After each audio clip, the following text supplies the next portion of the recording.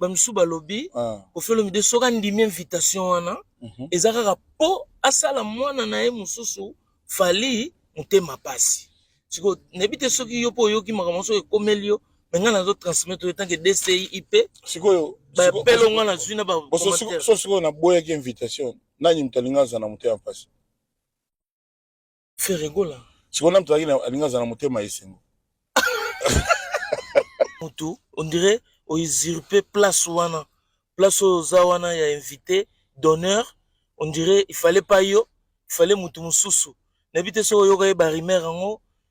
donc yo lobani po te biso to bikoza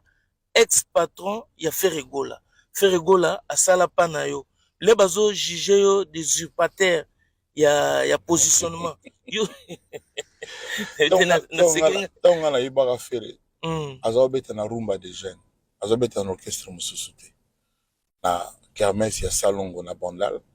fallait ngana beta jour ngo bato ki belé tant on a ye na ba minuit na kuti orchestre mo ba jeune ezobeta chanteur mo azo manzembo ya tabula rochero azo mango alors excellemment mais alors vraiment vous na ye na ngana muta spontané ba bingana muta motema nga tricharate donc to côté na bisika ba mettre oh na nyono petit mo ya oyemba non petit foka quartier la terre azot atalinga nga pe atalia salinga juste pendant qu'il chantait et puis na salle signe mettre mo avancé pour à escorter à étier paranga bonjour vieux tout ça amene petit non on a vraiment excellent chanteur donc ngana okina poto lobby après concert soki na zongi il faut ka yo quartier la terre quand on a yé quand on a zongi voyage na que a zo ba engagement mususu mais tant ngana yebaki na orchestre na bango rumba les jeunes à moins qu'il na confondre le combo yemo place azali ayebi bon maintenant ngana ninga pe comme justifier te pona na nyonga mutu te bato wakolo baki Koffi a usurpé wakolo bana bango c'est ni chaud ni froid mais nga ba invité nga na mukolo likambo yango na ye c'est tout on a c'est tout siko elo mususu bato mususu bazo ko kotsa polémique balobi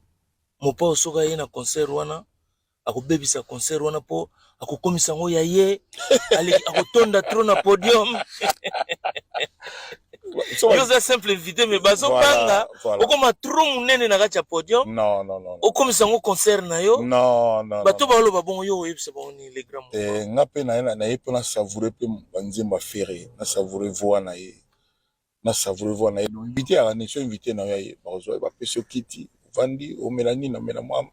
jus d'orange ba peso ozo savourer tout le reste yom to décider te oye pas bato donc voilà yo ngi faire choses mais c'est tala ndenge na landaki na samedi ninga sali na kisasa quoi flash oh non absolument pas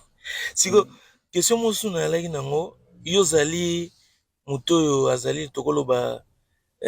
tenant du titre ya rumba oyo za na rumba chacho ya yo nga nazali hors série yango na vi na hors série yango yo lobiti yo lobelo mususu na bi tenant du titre te nga za makambo banino na te nga za kaka hors série bon nga naza hors série c'est-à-dire donc nga naza wana hors série kaka hors série donc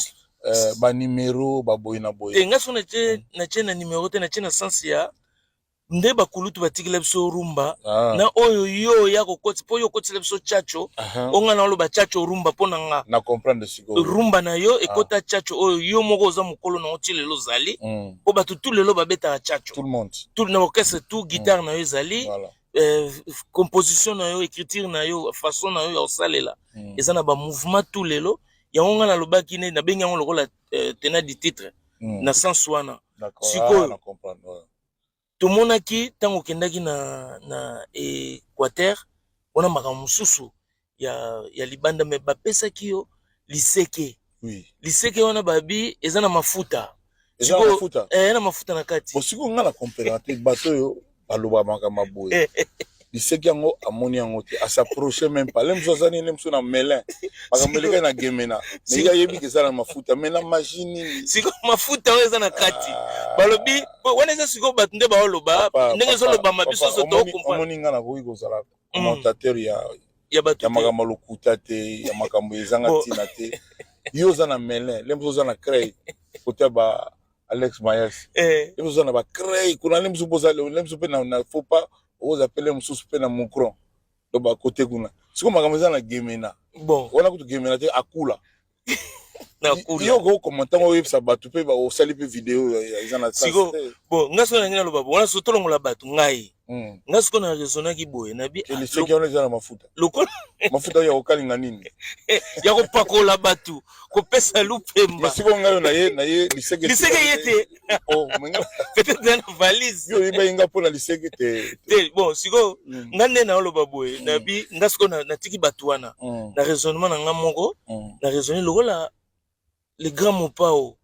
mutu oyo azana rumba chacho batutu bazobeta faire à se proclamant capitaine qui amène la rumba au bon port akoya ko livrer ngo na Didas Arena na présence ya les grands mopao eza lokola vient na biso kozala lokola chef de port oyo ako certifier livraison na ebité wana likanisi na ngai sikoyo yomo ba misusu pe babakisaki ezali passation ya pouvoir ya rumba oyo yo zalaka nango secret yomo ndenge yomo kozoya na conseil ndenge ozo se sentir ozo miyoka ndenge nini est-ce que makambo to lobi wana oto koseli yo po yo mikolo lingi bato lokuta te ndenge to koseli yo tondi mageto koseli yo makambo yo siko makambo to koseli wana ozo bon chanteur ya faire et banana concert oté qui bon musicien à faire et banana concert oté faire azala déjà bon chanteur ouais bon musicien oh ils a spectacle parmi tant d'autres oh ya sali ça dit il y a moins level mais il y a level voilà c'est tout tous ont simplement ndengwana si faire qui talent na ye qui koyeba musala na ye et kobandaka pour na concert oté asalika concert mo ya moi contexte mususu ya moi level mususu azui pe likanisi ya ko inviter nga na ye nga pe na ne sengo non seulement en tant que congolais non seulement en tant que mélomane non seulement en tant que ancien patron na ye non seulement en tant que yaya na ye na lobaki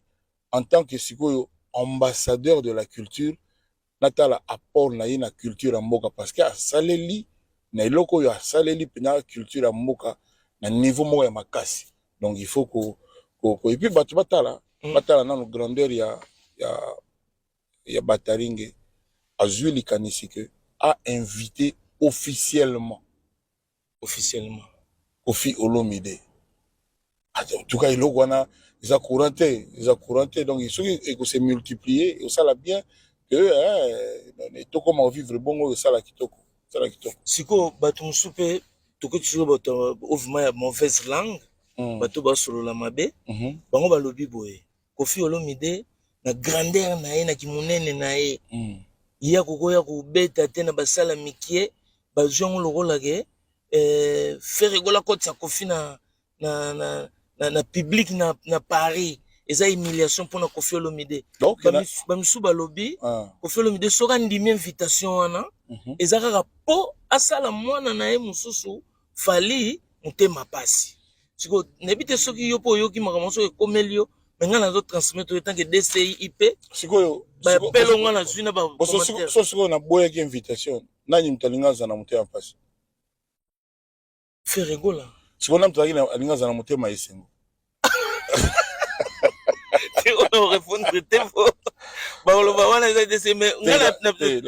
la politesse est que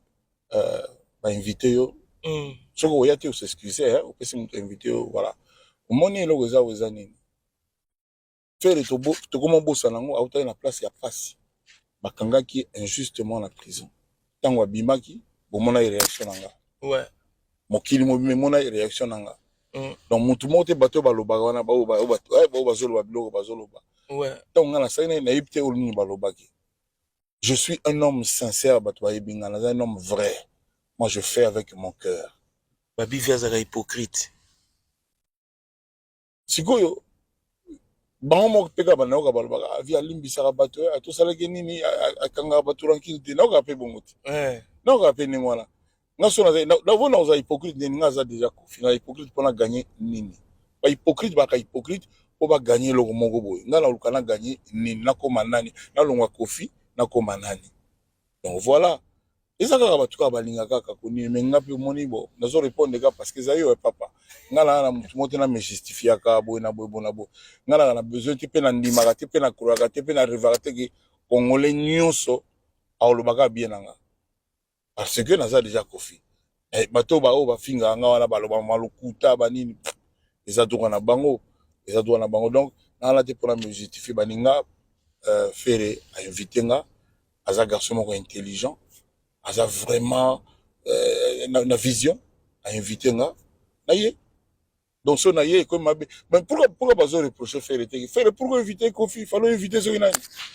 pourquoi ça peut comme on a bon mususu ah mais moi je ne sais pas quelque part botu na muta inviter nga so inviter nga donc il ne sait pas na tuni question moko so déjà so na ndimi po muta yo kapute mapasi bosiko nani mutu alinga sepela bien que so boyaki elinga zele sengo eza makasi te oyebi na réponse mais olingo lobate te na voiture mo na lobate Alex Maes azalia wa sanda kazadia azalia wa ngamo su DC IP ya le grand mopao voilà réponse eza bango ba yebi ba répondre